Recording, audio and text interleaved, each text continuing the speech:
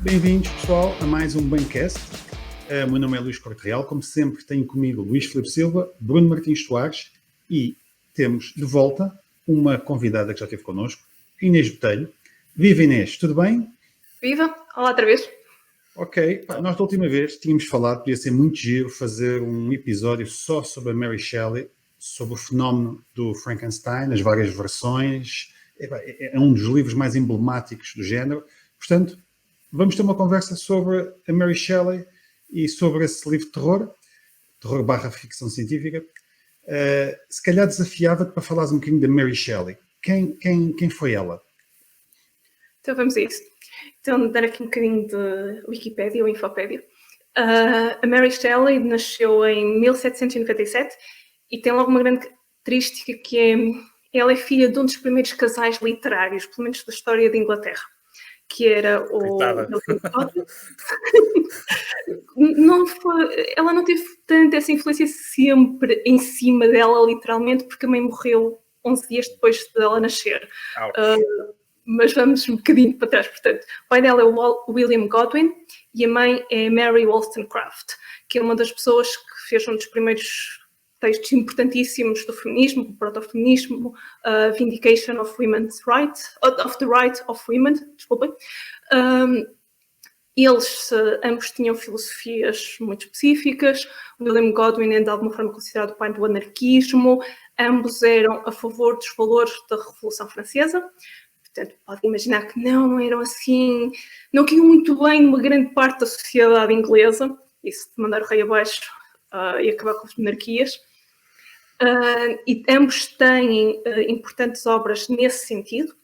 Curiosamente, eles acho que se detestaram a primeira vez que se conheceram, mas depois reconheceram-se passados uns anos, voltaram a encontrar-se e gostaram muito do outro.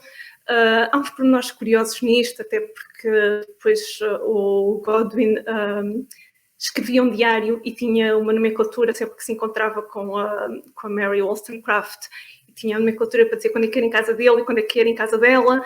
E depois descobriu-se que ele até assinalava com pontinho as alturas em que tinham tido relacionamentos sexuais. Portanto, a Mary Shelley acabou por perceber mais ou menos sempre quando os pais resolveram envolver-se.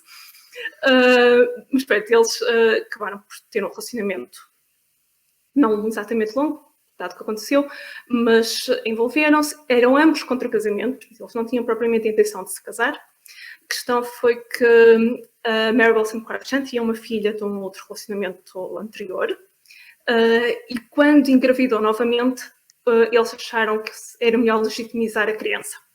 Portanto, quando ela estava com 5 meses grávida, acho eu, casaram-se, o que foi bom para a Mary Shelley por vários motivos, incluindo porque a Mary Wollstonecraft morreu, ela contraiu uma infecção a quando do parto e morreu passado 11 dias. Não há propriamente uma memória de todo da Mary Shelley com a mãe.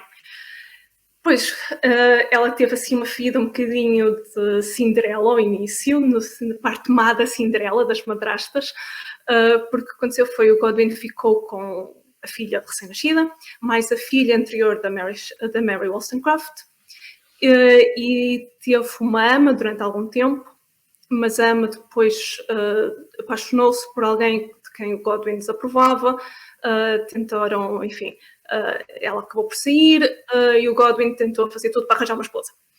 E há uma história assim curiosa da vizinha dele que já tinha também 2 filhas num relacionamento não oficial. Uma vez olhou para ele e disse: estou a falar com o divino Godwin, e ele respondeu: está de facto. E depois perguntou: é casada? E ela respondeu: não sou. E então fizeram ali um arranjinho, casaram-se, juntaram as famílias todas.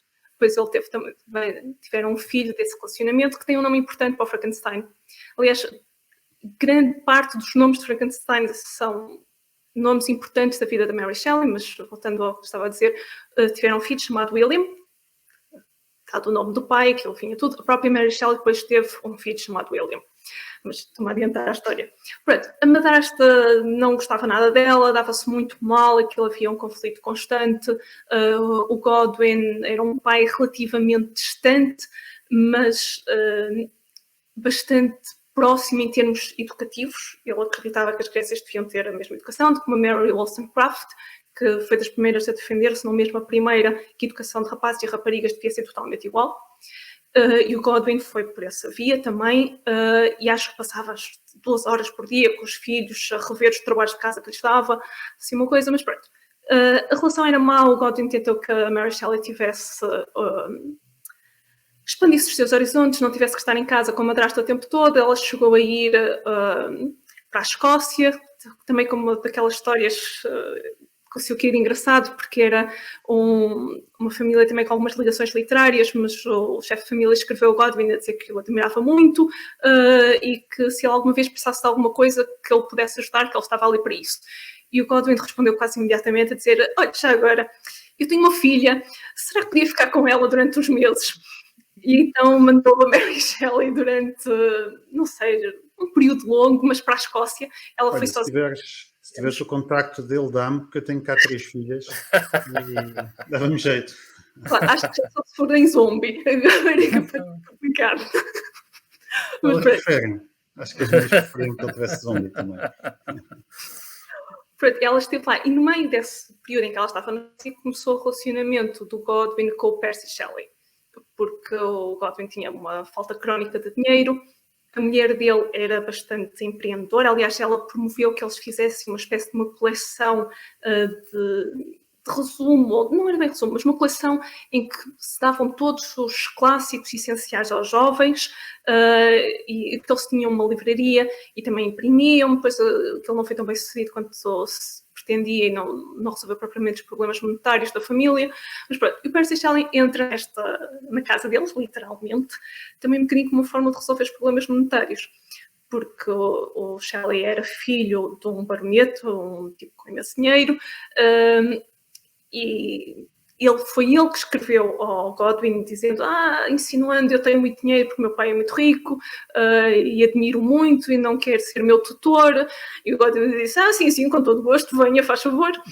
Claro que depois isso não era verdade, porque o Shelley estava zangado com o pai há anos, por causa de uma coisa de Oxford. Ele tinha escrito um texto a defender o ateísmo, foi expulso de Oxford, o pai interviu para ele voltar a ser aceite, e o Percy Shelley disse, não, nem pensar, não vou de maneira nenhuma.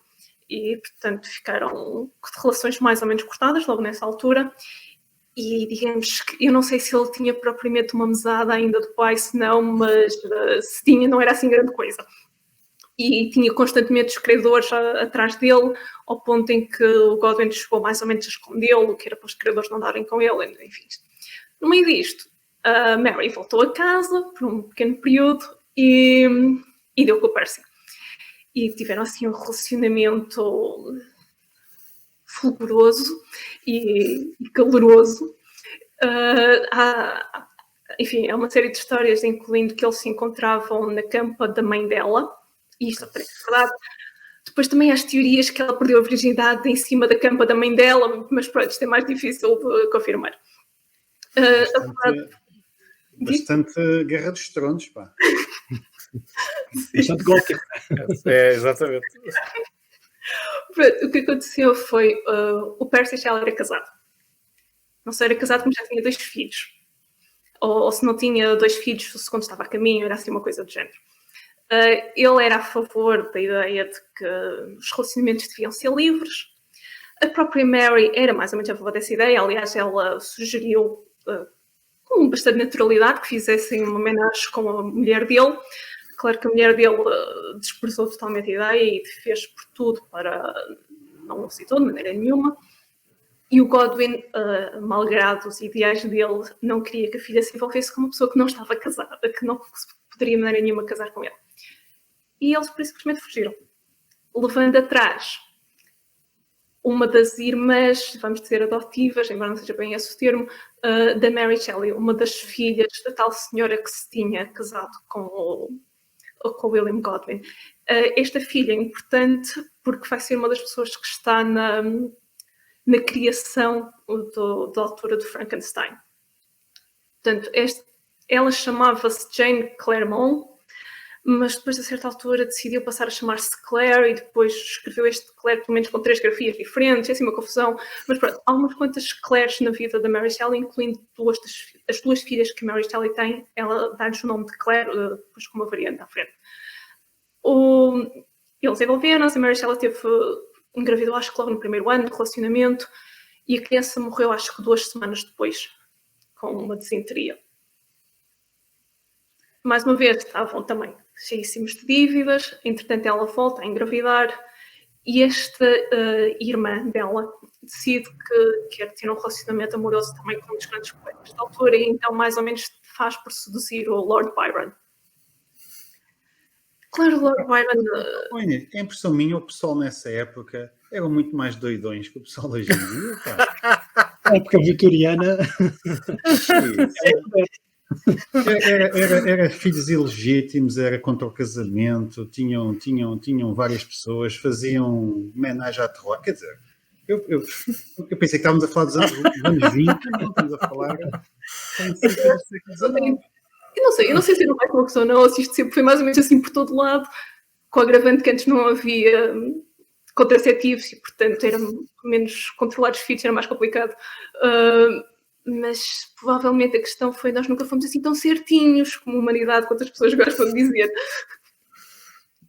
Mas pronto, enfim. Olá, Claire ou Jane, como queiram chamar. No meio disto tudo é inegável que o Percy era uma grande besta, ou não? Pois... Podes dizer que sim. Ele não se vai importar. A própria Mary tem... ela teria mais ou menos os mesmos ideais que ele. Portanto, ela, à partida, não teria nenhum problema ideológico com a posição dele. Mas depois parece que ela também não gostou muito do que aconteceu a seguir com o relacionamento que eles tiveram, porque ele nunca deixou propriamente ter amantes. Aliás, ela acabou, quase de certeza, a ter também a tal irmã dela, Claire ou Jane, como amante, enquanto ela estava grávida de uns filhos. Isto varia de teórico para teórico. Mas também a verdade é que quando o Percy morre, a Mary faz por... Ela assume mesmo como um dos principais trabalhos da vida dela elevar o trabalho do Percy e fazer com que fosse o mais divulgado possível. Portanto, sim, ele também disse mal dela, que se fartou nos últimos anos de casamento, teve múltiplas amantes, isso sabe-se perfeitamente, eles tinham um mau relacionamento na altura. Mas é complicado dizer se eram uns de pôr, se não era, se ela concordava com essa posição ou se sempre concordou. É complicado dizer isso. E pronto, dá para ler os diários dela, mas é difícil ter a certeza. E mais uma vez, o próprio Godwin tinha essa ideia. A mãe da Mary Shelley também tinha uma ideia parecida. Estava dentro do âmbito. O Byron também, bem, o Byron mais do que todos os outros. O Byron era a grande figura escandalosa da época, que ele envolve, aliás, se queres ir para a figura que fazia tudo e mais alguma coisa, era o Byron, tinha desde incesto, homossexualidade, aquilo corria tudo. Claro que provavelmente muitos deles eram inventados, mas, por exemplo, a relação com a irmã é bem capaz de ter sido verdade. Incluindo a irmã tinha uma filha e se calhar essa filha era filha de Byron também. Mas pronto. É isso mesmo. É isso mesmo, é o que o Luís estava a dizer. Mas pronto, enfim, resumindo para o que nos interessa de Frankenstein, a irmã da Mary Shelley engravidou de Byron. E mais ou menos fez-se convidada de uma... Na altura o Byron tinha-se decidido casar, porque também se lhe tinha acabado o dinheiro. E então fez para arranjar uma mulher rica. Aquilo durou muito pouco, mas durou o suficiente para terem uma filha que foi muito importante para a ciência, chamada Ada Lovelace, que é considerada a criadora do primeiro programa de computador. Não é? Yeah. Nós publicámos um romance sobre ela. Exato, enfim, ela é uma figura também extremamente interessante e nasceu desse casamento bastante curto do Byron com uma senhora de quem eu agora lamento, mas não me recordo o nome. Mas pronto, o Byron estava enrascado, sem dinheiro, a reputação dele era tão escandalosa que não dava para viver mais em Inglaterra e ele resolveu refugiar-se na Suíça, numa vila à beira do lago de Genebra. A vila a vila tinha outro nome, mas ele rebatizou a Vila Deodati, que era o nome da família que estava antes. Já foste visitar a vila? Não. Até porque a vila neste momento é privada e não é propriamente visitável a não ser por Google Earth ou afins. Entretanto, foi comprado. Isto porque tu estás lá perto neste momento, não é? Sim, uns quilómetros, estou mais na parte alemã, um bocadinho mais para o norte, mas sim, estou relativamente próxima, estou mais do que estava antes. Exatamente. Isto tem outra parte muito curiosa, porque isto aconteceu tudo em 1816, que é o designado ano sem verão. Porque o que se passou foi que em 1815, em abril, portanto mais de um ano antes, um vulcão no arquipélago da Indonésia, o Monte Tambon, acho eu, entrou em erupção. As cinzas eram de tal ordem que aquilo provocou uma série de disrupções a nível meteorológico. E não esquecer de que só em 1815 é que acabaram as guerras napoleónicas. Portanto, a Europa tinha acabado de sair de uma guerra mundial, praticamente, e de repente teve esse verão estranhíssimo, não é? Sim, parece que até chegou a nevar em Inglaterra na altura do verão. Mas pronto, eles estavam todos na vilazinha à beira de Genebra. Ela fez mais ou menos convidada. Os Shelleys não tinham propriamente um problema com os escândalos do Byron. Eles também, no momento, eram considerados figuras altamente escandalosas. Já iam no segundo filho, sem serem casados. O tal segundo filho, que ainda tinha sobrevivido nesta altura, que era William. E chegaram no verão lá. O verão foi terrível, estava a chover torrencialmente, e eles resolveram entreter-se uns aos outros com histórias de fantasmas. Parece que seria uma tradução de um livro alemão para o francês.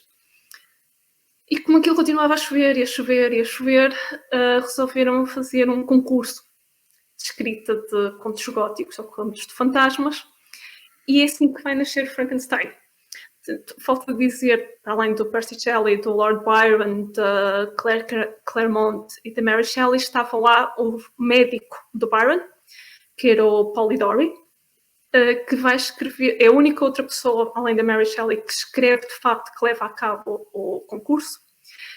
E é um tipo que escreve um conto, não propriamente bem escrito, mas enfim, chamado The Vampire, que está na origem do mito moderno do vampiro. E aquilo também é mais ou menos uma crítica, eu não sei se podemos dizer velada, mas era uma crítica mais ou menos velada ou menos velada do que isso ao próprio Lord Byron.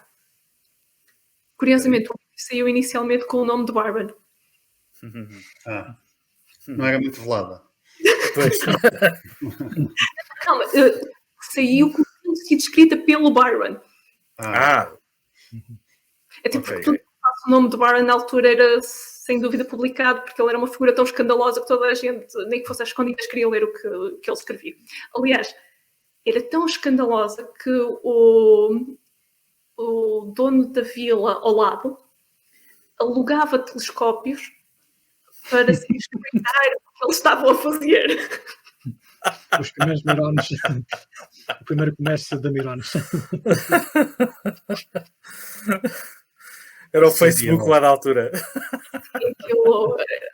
Eu parece que as pessoas julgavam que estavam a ver muita coisa, mas segundo umas coisas que o Percy Shelley escreveu, não estavam a ver nada, só estavam a ver as toalhas a secar, mas eles achavam que estavam a ver os corpetes das senhoras ali à toa. Enfim. Pronto. O Byron e o Percy abandonam a ideia rapidamente. Acho que Claire... Há quem diga que ela não foi convidada, há quem diga que foi, mas seja lá qual for, ela não escreveu nada. E Mary Shelley começou a escrever o Frankenstein. Ela teve um sonho que foi importante para a criação do Frankenstein, um sonho em que é, no fundo, o momento de criação do monstro, do Frankenstein, e a reação do próprio Victor Frankenstein. Ela discutiu o sonho com o Percy, aliás, é uma coisa que às vezes se esquece quando se está a falar disto. Eles tinham mesmo uma certa parceria literária. Escreviam livros juntos, editavam profusamente os textos um do outro, conversavam sobre o que estavam a escrever, influenciavam-se mutuamente, e não só influenciavam, como de facto tinham as mãos na massa um do outro, digamos assim.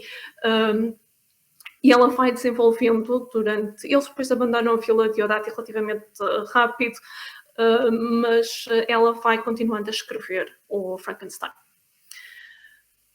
E pronto, e depois sabemos que o livro acabou por ser publicado, mas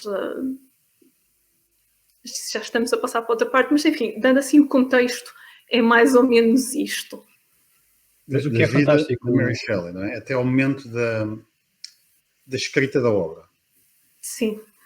Mas o que é fantástico aqui nesta narrativa e onde se centra muito da própria análise biográfica da obra, é que isto tudo ocorre em poucos anos, não é? Entre ela conhecer o Shelley e escrever o livro, pronto, e depois é a tragédia que acontece com o Shelley, tudo aquilo que lhes acontece, até mesmo os vários filhos, né? E a maior parte deles morreu, acho que até só sobreviveu um dos 4, penso eu, que ela teve. Foram poucos anos e eram muito novos, não é? Ela tinha 20 anos quando escreveu o Frankenstein, ou quando publicou o Frankenstein, não é? Tinha 18 anos quando escreveu, portanto, 18 anos. Entre ela conhecer e escrever o livro são 2 anos e meio, agora não tenho certeza absoluta, mas não chegava aos 3 anos, com 2 filhos pelo meio, entre deles, um deles morto. Portanto, sim, é imensa coisa. E há uma catrafada enorme de leituras biográficas do Frankenstein, porque é inevitável. O próprio nome de Victor era um nome que o Percy Shelley adotava recorrentemente como pseudónimo. Depois há o irmão do Victor Frankenstein, que é a criancinha William, que morre. Enfim, peço desculpa, spoiler alert para toda a gente, mas vai ter. Não fala com 200 anos, não há problema. Sem falar do período. Mas pronto, e claro, é inevitável pensar no próprio filho dela, que acabaria por morrer também. Eu já não sei com que idade, mas ele morreu também bastante novo. Eu agora já não sei ao certo, mas foi também uma doença e morreu. Eu acho que tinha 3 anos e pouco a criança quando morreu. E a outra filha que ela teve já depois de Frankenstein também morreu, e depois teve um 4º filho, de facto, que viveu até na idade mais do que adulta e que sobreviveu quando a Mary Shelley morreu, e ele ainda viveu mais umas décadas, já não tenho certeza quantas, e que acabou por ser o herdeiro do pai do Percy Shelley, portanto acabou por se tornar o dito baronete quando o pai do Percy morreu. E claro, e no meio disto, e isto acontece entre a publicação do Frankenstein e depois a 3ª edição do Frankenstein, à qual a Mary Shelley fez uma enorme revisão, morreu o Percy de uma forma trágica. Ele saiu para... Já não sei se era pesca, mas tem ideia que sim. Ele saiu do barco com um amigo, porque eles continuavam a estar sempre a fugir de criadores e afins, e iam viajando bastante pela Europa com amigos. E estavam com os amigos na altura, e os dois, o Percy e o senhor do outro casal, saíram juntos de barco e de repente desapareceram. Creio que houve um problema com o mastro do barco. A verdade é que eles se afogaram e o Percy morreu, eu creio que com 28 anos, assim uma coisa. Sim, é uma história trágica. Queres terminar a tua biografia da Mary Shelley antes de saltarmos para o Frankenstein? O que é que há mais para dizer dela? Ela não escreveu só o Frankenstein. Não, ela escreveu imensa coisa. Só romances foram, salvo erro, 6. 5 ou 6, eu já não tenho certeza, mas acho que 5 ou 6. O Frankenstein é o primeiro, mas depois ela escreveu mais. Tem vários livros de viagens. Escreveu inúmeros artigos, até por uma forma dela se sustentar a si mesma depois do Percy morrer. Ela teve a certa altura conseguiu convencer o pai do Percy Shelley a dar-lhe uma mesada, digamos assim. Pronto, depois, entretanto, um outro filho, um irmão do Percy morreu, e o filho da Mary tornou-se o único herdeiro, varão, portanto, quem necessariamente iria herdar o título e fortuna do avô, porque, enfim, as mulheres não herdavam. E, portanto, quando isso aconteceu, ele aumentou-lhe um bocadinho a mesada, mas também era altamente caprichoso. Ele odiava a ideia dela escrever, da mesma forma que tinha odiado a ideia do filho escrever. Portanto, sempre que ela publicava um livro novo, ele cortava-lhe a mesada, tirava-lhe. tinha a condição obrigatória que ela não podia escrever sobre Percy, não podia fazer nenhuma biografia dele, não podia escrever nada sobre a vida deles, embora lhe tenha dado suficiente espaço para ela poder compilar os trabalhos do Shelley e publicá-los. Mas ele estava continuamente a cortar-lhe a mesada. Ela esteve zangada com o pai durante muitos anos, depois reconciliaram-se, e nos últimos anos havia até alguma proximidade, embora ao mesmo tempo haja imensos pais tiranos na obra da Mary Shelley. Acho que os últimos 2 romances são inteiramente tiranos. Portanto, é um relacionamento, vamos dizer, sui generis. Mas o próprio grupo de pai, que era um grupo de intelectuais, também arranjavam forma de dar trabalho uns aos outros, fosse escrevendo entradas para enciclopédias, questões de traduções, o que fosse. E ela fez variedíssimos trabalhos e também escreveu vários livros de viagens, que era um costume mais ou menos da época. Viajava-se e escrevia-se o livro sobre aquele período, e ela fez inicialmente até o primeiro livro publicado de Mary Shelley, é um livro de viagens anterior ao Frankenstein, com o Percy Shelley, sobre a viagem que fizeram naquele ano de 1816, onde também estiveram na Vila Deodati. Portanto, acho. Pronto, e quando lá o filho depois se torna na Barneta, ela ficou mais confortável e viveram ainda alguns anos nessa condição. E eu parece que estava-se muito bem com a sogra dela, que a adorava totalmente. Um comentário. A mulher do filho dava-se muito bem com a Mary Shelley, portanto... A Nora, sim. Nós estamos sempre a dizer que os romances vitorianos são rocambolescos e implausíveis. Parece que a realidade ultrapassa muito a ficção, não é?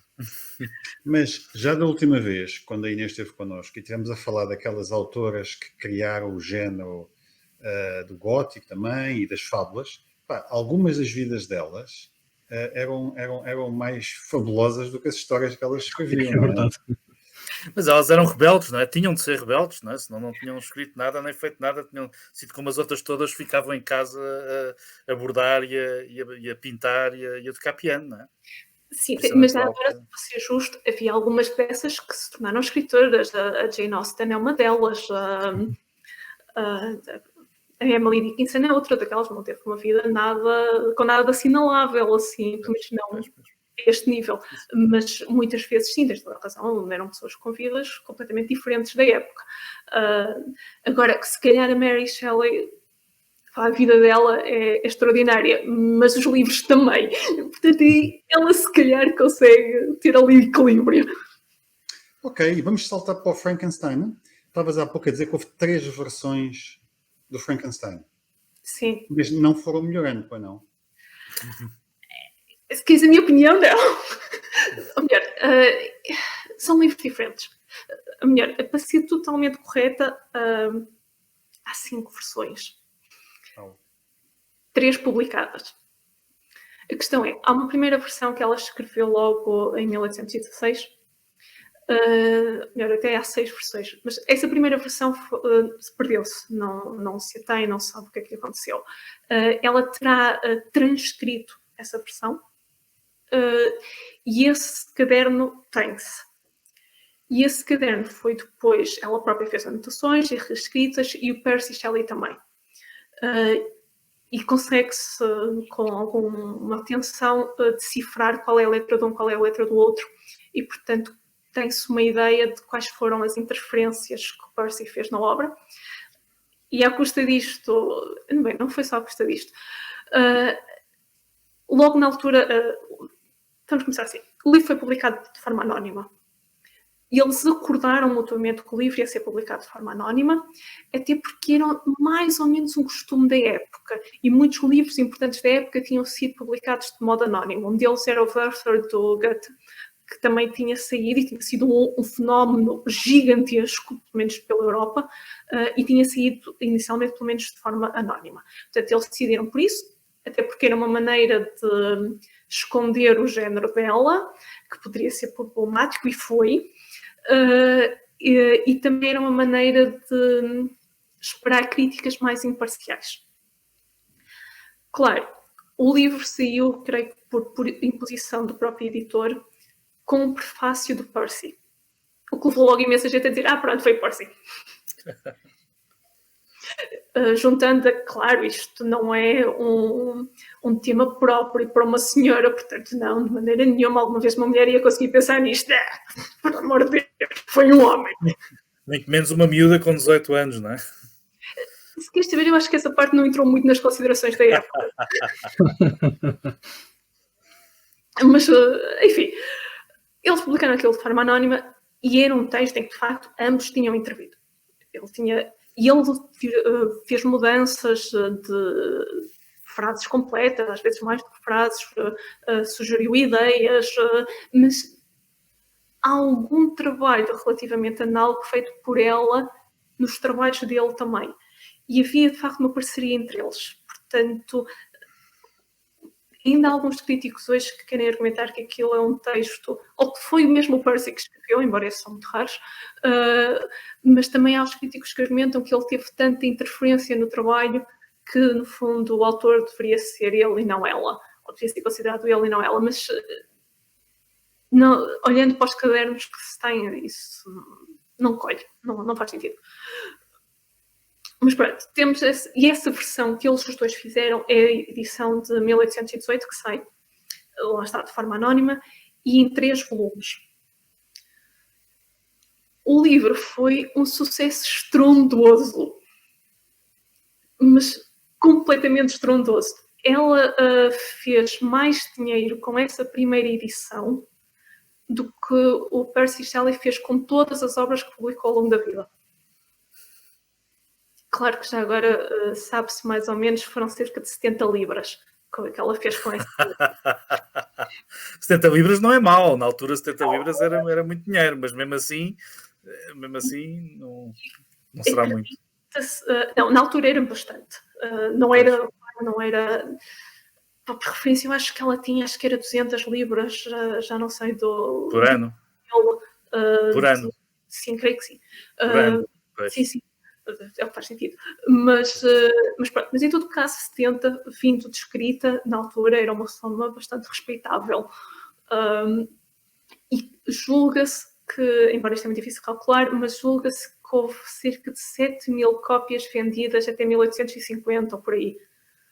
Portanto, apesar de tudo, já podemos falar um bocadinho do fenómeno de massas, principalmente tendo em conta a época. Continuando a história da publicação, o que é que se passa? O pai dela decide fazer uma edição com o nome dela, porque conseguiu convencer um editor a pôr a obra com o nome de Mary Shelley, em 1823. Mas supõe-se que a Mary não teve qualquer influência ou possivelmente até conhecimento dessa obra antes dela sair. E o Godwin fez mudanças. Há quem diga que são desprezíveis, há quem diga que não são de maneira nenhuma desprezíveis, mas pronto, há mudanças de léxico. Curiosamente, no mesmo ano, exatamente em 1823, ela deu uma cópia do texto de 1818 a uma senhora chamada Senhora Thomas, com quem estava de férias, não se faz a mínima ideia quem é esta senhora para além disto. A questão foi, ela foi ao livro e rasurou linhas inteiras e escreveu pelas margens anotações, reescreveu frases, pôs comentários de dizer se o livro voltar a ser editado, isto tem que ser reescrito, e aí já começa a ser um texto diferente.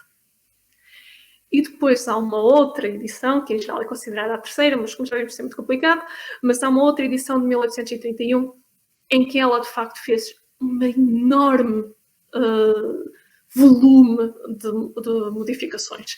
Curiosamente, ela diz no prefácio que todas as modificações que fez não são significativas e são apenas ligeiras. Mas, na verdade, é um livro totalmente diferente. E é relativamente fácil de identificar qual é a versão que se está a ler, embora a maioria das edições ainda hoje não digam qual dos textos é. A versão que se tornou mais divulgada foi a de 1831, durante muitos, muitos anos. Agora recomeça-se a ver alguma preponderância da de 1818, mas, como eu estava a dizer, é algo mais ou menos fácil identificá-las, porque a de 1831 está cheia de alusões a fados, destinos, anjos maléficos, que, quando disse o destino do Victor. Começa a haver ali um discurso de nada foi culpa do Victor Frankenstein, aquilo estava pré-determinado. E quando começarem a ler uma versão em que há uma enorme insistência nesta ideia e muitas vezes os capítulos terminam com esta ideia, é de 1831. Ok. Interessante. O livro só por si é um autêntico Frankenstein também, não é? São pedaços que são mudados, acrescentados, volta a mudar, volta a mexer. E a nível de capítulos também, o primeiro, não, acho que é o segundo capítulo do livro tem uma mudança, tornam-se 2 capítulos do texto de 1831. E as personagens mudam, não mudam os nomes, mas mudam-lhes as biografias.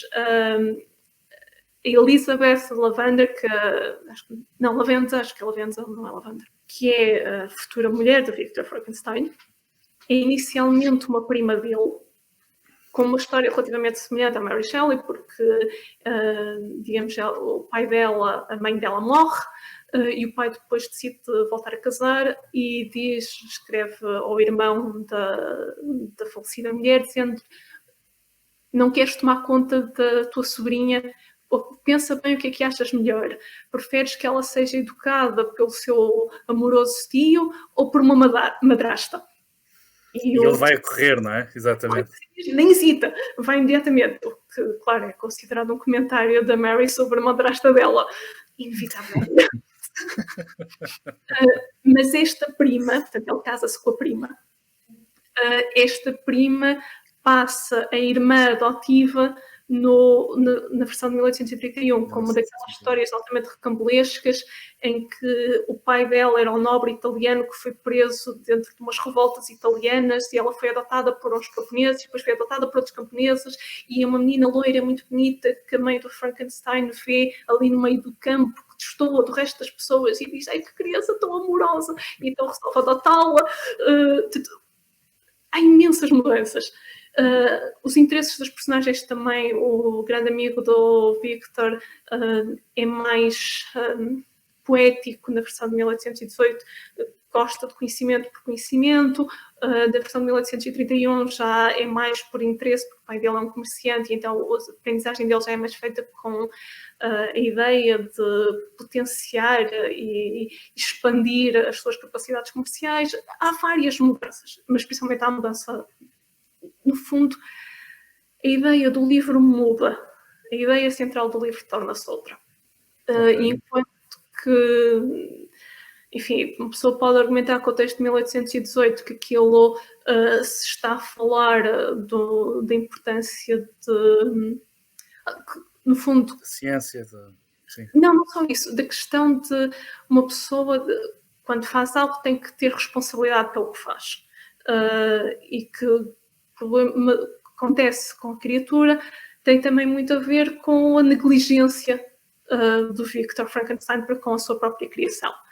Mas essa leitura desaparece de algum modo do texto de 1831 e passa-se muito mais aquilo que estava predestinado. Ou seja, era uma questão de ética científica, era isso que eu estava a querer dizer, e não uma questão de tipo tragédia grega, isto não havia nada a fazer, vamos todos morrer. Okay. Ouvindo estes teus comentários e fazendo a comparação entre a primeira versão e esta versão de 31, então parece-me que também está escondida uma certa percepção de duas Mary Shelleys diferentes. Uma Mary Shelley jovem, cheia de paixão, e de facto aquele relacionamento com o Percy Shelley foi uma história capaz de encher de volumes de romances de cordel e não só, e a Mary Shelley já adulta, em que aparentemente numa versão ela se calhar admoestava-se ou admoestava eventualmente o Percy de forma falada por aquilo que era a vida deles, né? E que, pronto, isto é uma leitura rápida. E a Mary Shelley mais adulta da última versão já era uma Mary Shelley que olhava para trás e viu aquilo como lives de jovens, eventualmente aí o destino. Fica a dúvida se o Percy Shelley não tivesse morrido, se a versão de 31 seria aquela que temos hoje, não é? O que é que Sim. achas disto? Isso é verdade. Há que dizer que o Victor Frankenstein é tanto, já é visto tanto um bocadinho como Percy, como o próprio pai da Mary Shelley, como o William Godwin, e uma crítica, no fundo, à falta de presença na família, ao desvincular-se das suas obrigações familiares, vamos por assim. Mas também é inevitável olhar para a versão de 1831 como uma versão mais pessimista e como alguém que, convenhamos, não é que ela já tivesse uma dose pequena de tragédia na vida dela, mas depois aquilo ainda se avolumou mais. E capaz Achas que foi uma maneira de limpar o Percy Shelley com culpar os anjos e os demónios? Eu não tinha pensado nisso, pode eventualmente ser, mas acho precisamente que é uma questão de alguém que venhamos, ela tentou mudar a vida dela, fazer a vida dela com o Percy, e mesmo assim, de alguma forma, pode ser que o Percy lhe foi roubado, novíssimo, numa tragédia que ninguém imaginava, e portanto pode ter havido ali uma maneira de olhar para aquilo e pensar, não, há uma força qualquer exterior que determina e que nós não temos qualquer influência. Enquanto que a versão de 1818 há mais uma ideia de que o homem pode intervir e pode criar bom ou mau com as suas ações. O de 1831 é de facto essa predeterminação e pode vir um bocadinho disso. Também há quem argumente, e também não deixa de ser um argumento válido, que ela reescreveu o livro substancialmente por causa do desfecho do capitalista, que é um debate importante a nível das ciências que está a ocorrer mais ou menos a quando da escrita do Frankenstein, de inicial, e há que dizer que ela não era uma cientista de maneira nenhuma, mas tinha muitos conhecimentos do estado da ciência na época. E estava de um lado do debate vitalista, do lado mais científico, como nós o faríamos hoje, que foi totalmente derrotado nesse debate. E portanto que ela até poderia ter reescrito o Frankenstein de uma maneira, de forma a estar mais de acordo com o que se pensava na época e para não ser tão chocante. Depois também há a ideia de que, entretanto, houve uma série de teatros desde 1823 e que ela parece que gostou muito dos teatros e os teatros introduziram algumas ideias que estão na versão de 1831. Portanto, também pode ter sido isso. Ou pode ser tudo junto. Pode ser um Frankenstein isto. Sim, o livro e a parte interessante dele é que nós não sabemos. E há tantas possibilidades aqui que só a nível de possibilidades torna a coisa fascinante. E depois o livro é excelente.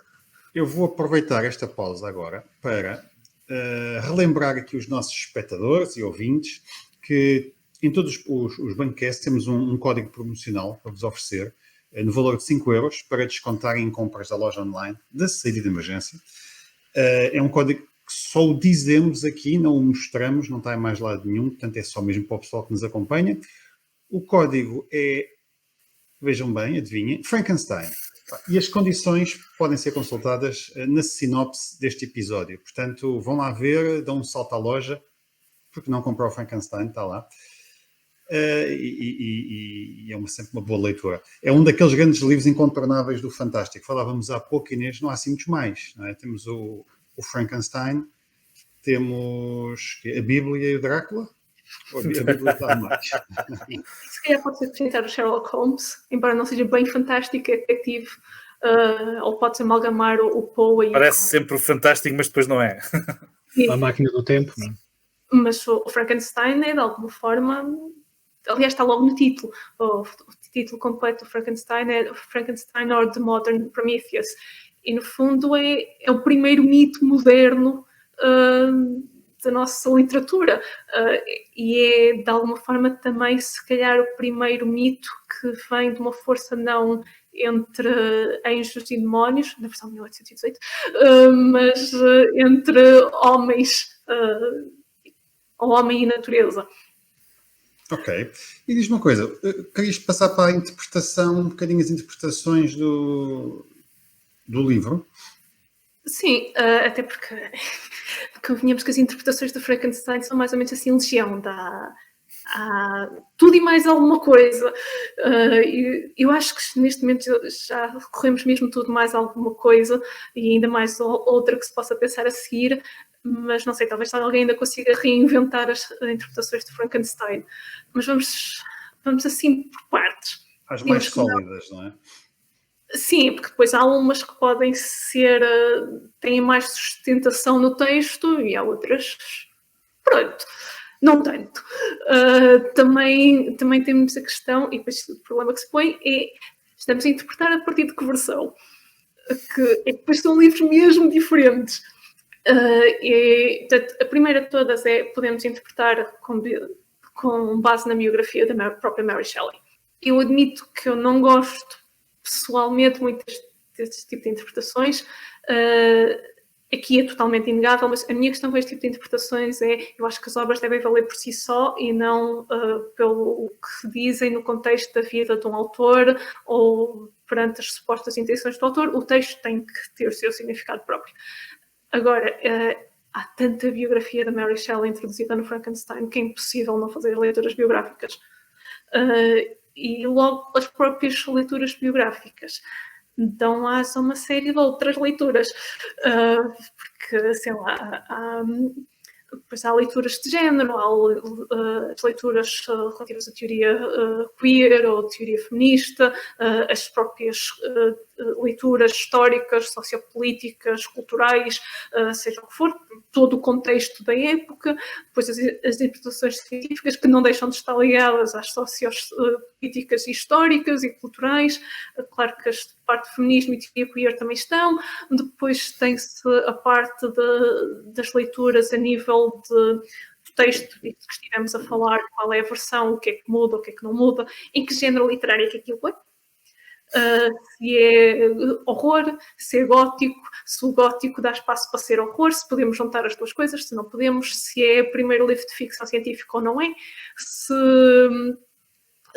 é um livro, depois, isto com o primeiro livro de ficção científica, depois uma pessoa também tem que considerar-se aquele texto do Lúcio, na altura dos romanos, em que vão à Lua, já não era o primeiro texto de ficção científica, portanto isto está sempre, há essa parte também.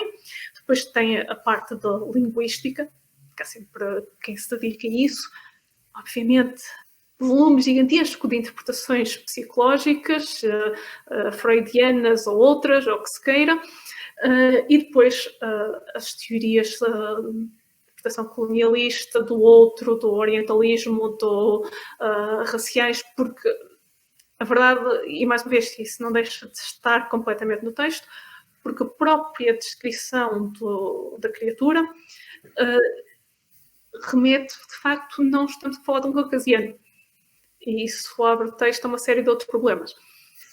E já agora, uma pequena à parte, eu tenho dito sempre criatura, mas durante muitos anos as pessoas gostavam de dizer monstro, depois passou a querer-se dizer só criatura, depois isto também mudou uma altura em que deixamos de ver a criatura como um ser maléfico, então deixamos de lhe chamar monstro. E ainda hoje há aqueles críticos que dizem não, isto é tudo culpa da criatura, e os outros dizem não, isto é tudo culpa do Victor Frankenstein. E claro, nem estamos a entrar aqui no problema de mais ou menos os teatros e filmes e cartoons e uma catrafada de outras referências culturais criaram aquele velho problema do Frankenstein, de se chamar Frankenstein à criatura. Mas isso já é outra história. Há muita gente que ainda pensa que o Frankenstein é a criatura. Até porque a criatura tem um nome bastante básico, não é? Quer dizer, há quem diga que não tem nome, mas lá pelo meio, não sei se na versão de 18 se esta referência existia, mas pelo menos na mais moderna ela chama-lhe Adão. Sim, mas na versão há referências a Adão, mas na versão de 1818 ele não é nomeado. Não lhe é dado um nome. Embora, claro, há quem consiga defender isso, porque há referências a Adão ali, e depois ele fala na questão de ser o pai de uma nova espécie de seres. Enfim, o livro, eu não vou dizer, é quase inesgotável. Eu ia dizer inesgotável, mas nada é inesgotável. Mas o livro está tão pleno de potenciais significados. E ao contrário de algumas obras, é que uma pessoa vai lendo e lendo e lendo coisas que no fundo não estão de maneira nenhuma lá, a verdade é que muitas delas estão mesmo no texto de Frankenstein e é possível dizer-se a partir dali, e não só é possível, é quase sem dúvida alguma que ela intencionou mesmo estar a falar desse tipo de coisas. E daí também o livro ser ter a longuíssima vida que continua a ter. Claro, o cinema ajudou imenso, mas o texto é riquíssimo. E é de alguma forma curioso, estavas a dizer, Luís, que muita gente continua sem saber que a criatura não se chama Frankenstein. Mas também a verdade é que muita gente não faz a mínima ideia o que é o livro. E chega ao livro e fica espantado. Eu confesso, eu quando li o livro a primeira vez, pensei que não era isto que eu estava à espera. De maneira nenhuma, incluindo, não estava à espera que isto começasse com umas cartas de um tipo que está a andar pelos mares do norte, do mais norte possível do hemisfério norte, à irmã. Não era isto que eu estava à espera. Porque o texto tem essa particularidade, a própria estrutura é... Eu não vou dizer que é inovadora porque não é, mas é inesperada, e ainda mais inesperada face à nossa ignorância geral sobre o que está de facto ali escrito. E estavas há pouco a falar das adaptações. Isto não há um número, não é? Eu lembro-me que se calhar o livro que tinha mais adaptações até há uns anos era o Zorro, e aquilo estava mais ou menos empatado com outra personagem também assim clássica, não sei se é o Tarzan, mas não há uma ideia de quantas adaptações há do Frankenstein, pois não? Eu digo para cinema. Para cinema, não sei. Sei dizer que acho que alguém fez uma conta uma vez até 1980 e qualquer coisa, e eram, acho que eram mais de 200, acho que eram quase 300. Depois há as séries de televisão. Eu há pouco tempo vi duas, que eram as Crónicas de Frankenstein, com o Sean Bean, muito bom, 2 temporadas, e depois o Penny Dreadful, em que o Frankenstein é uma das... Uma interpretação fantástica do Rory Kinnear, não é? Do monstro, do monstro, da criatura, como tu dizes. Sim, e com ar poético, não é? Que depois com algumas cenas brutais com a Evergreen, sim. Sim, e de facto, aliás, aquilo que eu estava a dizer do texto de ser dividido, de começar com aquela parte das cartas iniciais, depois tens o segundo narrador, que é o Victor Frankenstein, e depois tens a criatura como narrador também. E podemos, de facto, argumentar que o narrador mais poético dos três é, se calhar, bastante claramente a criatura. E nisso... eu confesso que eu adoro Penny Dreadful, gosto imenso de Penny Dreadful. Nem eu, pá. Acho que a Evelyn faz um papel extraordinário, a personagem dela é fantástica. Aquela primeira temporada que gira muito à volta dela é brutal. É brutal. A terceira temporada, infelizmente, não terminou a série tão bem quanto se pretendia. Sim, concordo plenamente. A primeira temporada e mesmo a segunda é extraordinário. Aliás, acho inacreditável, porque eu sei porque que não aconteceu, porque as coisas de Fantástico raramente levam o mesmo mérito crítico que as outras, mas é quase criminoso ela não ter levado uma catrafada de prémios por causa daquele papel, mas enfim. Yeah. Mas a verdade é o Penny Dreadful é uma excelente série, trabalha muitíssimo bem as ideias do gótico, e eu irei argumentar que trabalhar mesmo bem as várias facetas das várias personagens que utiliza, pensando nessas personagens quanto aos textos originais, se calhar não é assim tão bom.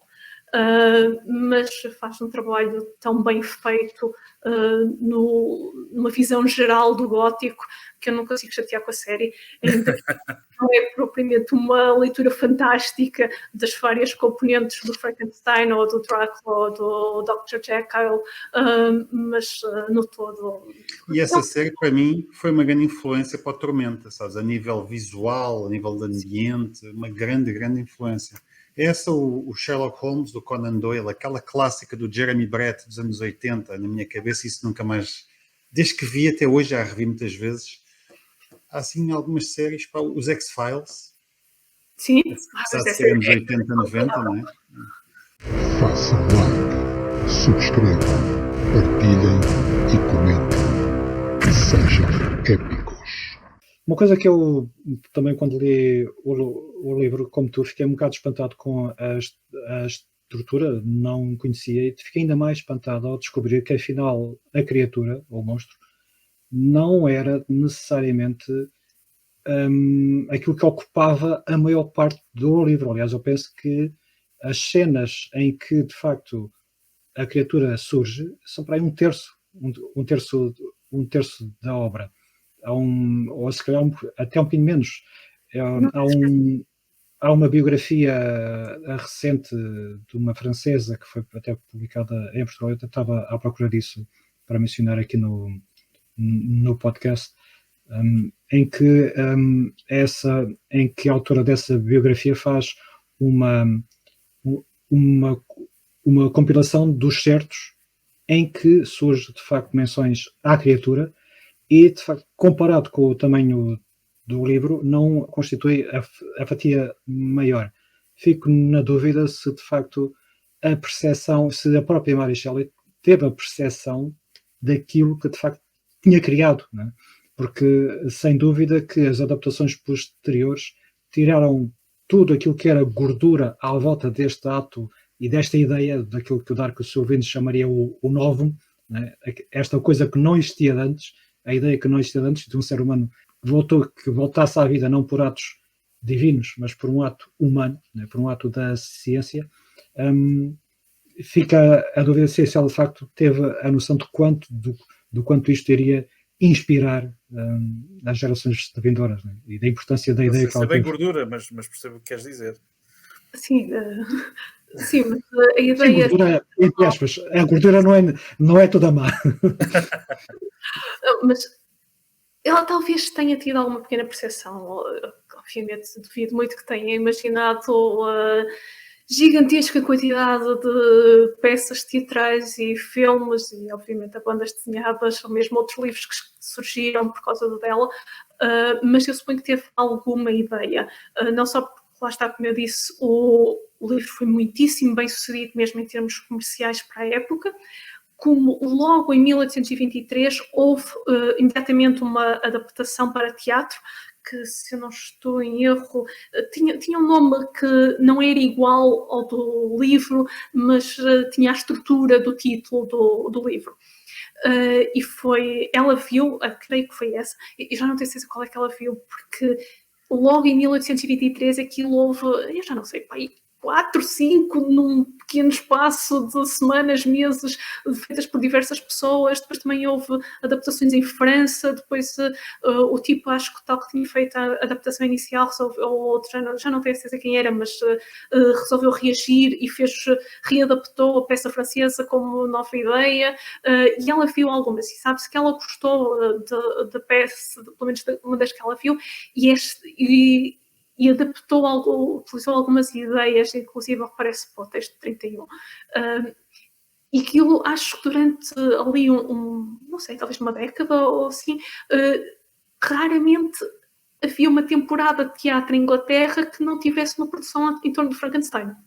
Portanto, ela deve ter tido alguma noção da influência que a obra teve no imaginário coletivo.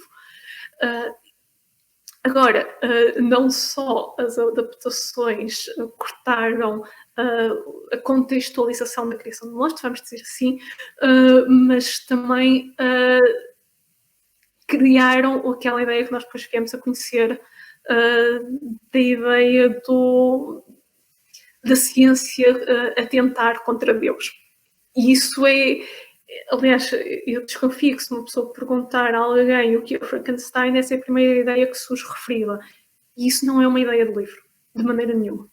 No fundo, se quiseres, o Victor Frankenstein fez ali uma invenção de inteligência artificial, não é? É um bocadinho... Lá está, nós começamos por... Uma das pessoas que não falamos é a questão da parte da maternidade. E já agora deixem-me dizer, porque eu não acho que o livro seja de maneira nenhuma uma coisa a dizer cuidado com os cientistas, mas mesmo na versão de 31 eu não acho que seja essa a leitura. Mas é possível defender esta leitura com base no livro, ainda que eu considere que para isso é preciso ignorar o contexto científico da época e esquecer o tal debate vitalista. Mas pronto, mas é possível fazer a defesa, não é a interpretação que eu tenho de maneira nenhuma, mas eu sei que há quem a faça e é passível de acontecer. E, portanto, convém deixar isso claro, que há outras abordagens ao assunto. Agora, a questão de o que é que ele está a criar... tu tens tanta coisa que pode ir por ali. Há quem argumente que é outra das grandes interpretações, quando se está a falar de Frankenstein, a questão de maternidade, pode-se argumentar que ele está a arranjar forma de excluir as mulheres do processo de reprodução e que ele, no fundo, não quer uma raça em que as mulheres tenham um lugar e onde possam ser livres, até porque ele destrói a mulher que está a construir para a criatura, podes argumentar que ele está a construir a inteligência artificial, podes falar de genética, de tentar criar um homem perfeito, tens tantas possibilidades, e daí também o livro continua relevante, mesmo para os nossos debates contemporâneos, atuais. Mas um ponto que sempre estranhei, de certa forma, e que me chocou quando li, foi o facto do Frankenstein rejeitar de imediato, e de certa forma sem apelo nem agravo, a criação quando viu aquilo que tinha feito. É um bocado como a reação do Oppenheimer, né? Quando viu a bomba atómica a explodir, o que é que eu fiz? Né?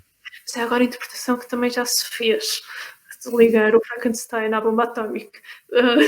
Mas é uma reação estranha, se calhar tem muito mais do que a do Oppenheimer, porque a verdade é, ainda podemos dizer, olha, não estava a ver o que estava a criar. Mas do Frankenstein é dito que ele esteve meses a trabalhar com aquele corpo. E, portanto, como é que de repente, no momento de criação, ele olha para aquilo e rejeita imediato? É a frase seguinte.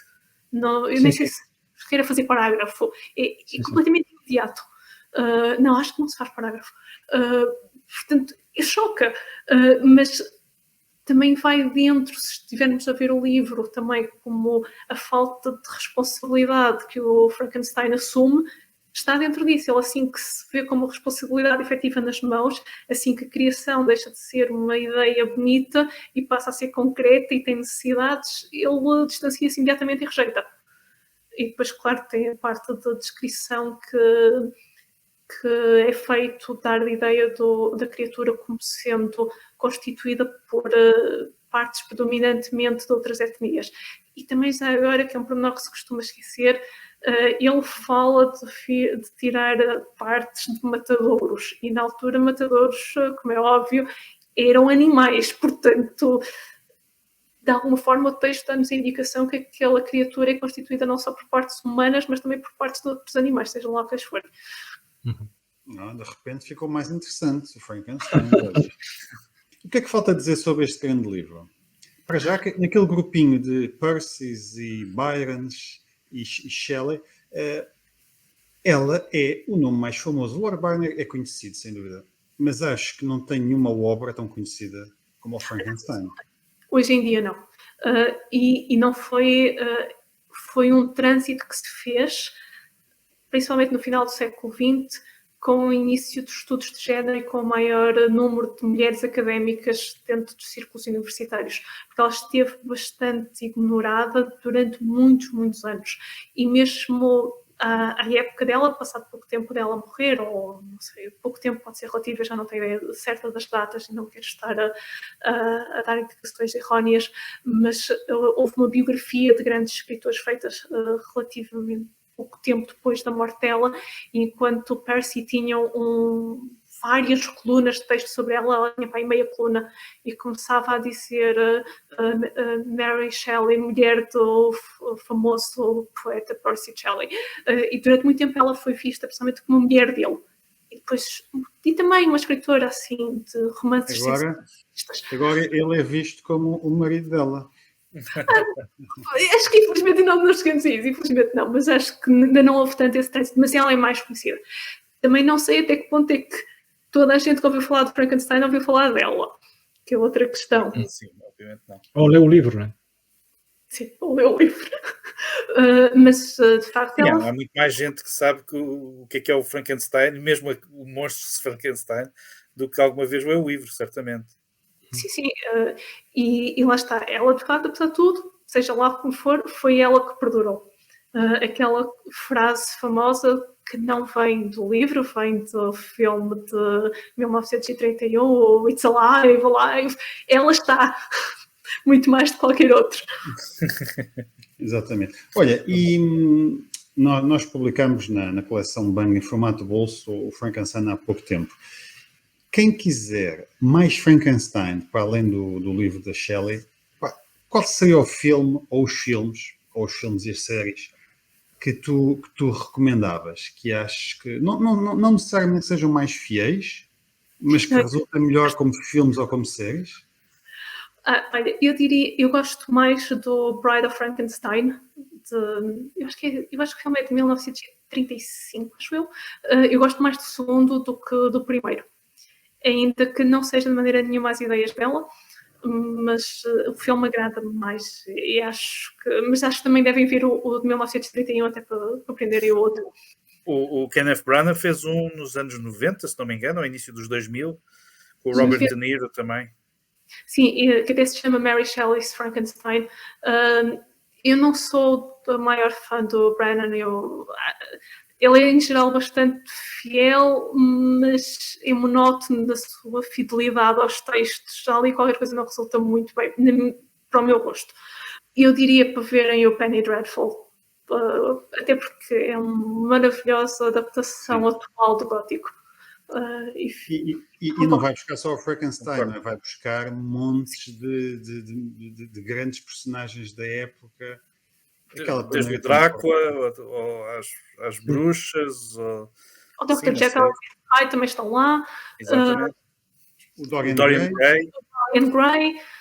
Faz lembrar um bocadinho os Cavaleiros Extraordinários. Sim. Também, isto me enganaram, também há um bocadinho de criatura de Frankenstein a certa altura. Eu acho que sim, sim. Tem que haver, não é? Tem que haver, porque não seria uma das personagens é a criatura. Pois, uma personagem é a criatura. É um tipo assim muito melancólico e observador e não se percebe que ele pensou, que não se percebe que ele é a criatura de Frankenstein. Eu não li a graphic novel, mas no filme acho que a primeira coisa que eles fazem é apanhar a criatura, se não me engano. Já não lembro bem. Há um filme... A Liga dos Cavaleiros... Para tudo. Tu nunca leste a banda desenhada A Liga dos Cavaleiros? Não. João, estás aí com é fantástico. Apaga o Bruno. Tira o Bruno daqui. O filme é muito mau. Pois é. Mas a BD é excelente. A BD é muito boa. Espetacular. Não sei se vocês tiveram a oportunidade de ver, por acaso isto é uma das lembranças do início da pandemia. Descobri que havia a transmissão no YouTube do National Theatre de Londres e logo das primeiras sessões foi aquela sessão dupla da adaptação do Frankenstein com uma versão em que os dois atores principais, entre o Victor e o Frankenstein e o monstro, alternavam de sessão para sessão. A primeira, a que marcou, foi aquela em que o monstro é interpretado pelo Benedict Cumberbatch. Sim. É fantástico. Se vocês conseguirem encontrar isso alguns, é uma interpretação fabulosa. E faz uma coisa curiosa no qual o livro não se tem propriamente, que é a recém-nascida criatura a aprender o mundo. É verdade. No início. O livro não se detém, porque lá está, não faz parte do âmbito ali, e essa parte eu gostei bastante também da adaptação. E tem aquela curiosidade os dois atores que estão a alternar são também muito conhecidos por serem duas versões de Sherlock Holmes, que é outra das grandes do século XIX. Ok, olha, muito interessante, Inês. Não sei se alguém quer fazer uma última pergunta ou se ficamos aqui já a combinar com a Inês um terceiro podcast. Sim, tem de ser. Sobre outro tema que faça sentido. Foi muito giro esta viagem ao passado, já o último Bancast com as outras autoras, das primeiras autoras dos como é que era o género? Era o gótico. Do gótico, mas e o conto de fadas, especificamente. Da forma como o conto de fadas e o gótico se juntaram. E já agora há algumas, lá está, mesmo a história da Mary Shelley também entrosa um bocadinho os dois, e há algumas referências também, alguns contos ligeiros no Frankenstein. Vocês sabiam que eu tinha que fazer isto. Olha, temos que voltar, Inês, temos que daqui a uns tempos voltar a reunir com outro tema, vitoriano ou não. Pá, e aí em casa, quem está a ver e a ouvir, olha, muito obrigado por terem ficado connosco. Leiam Frankenstein, vejam o Penny Dreadful e em breve voltamos com outro tema. Obrigado.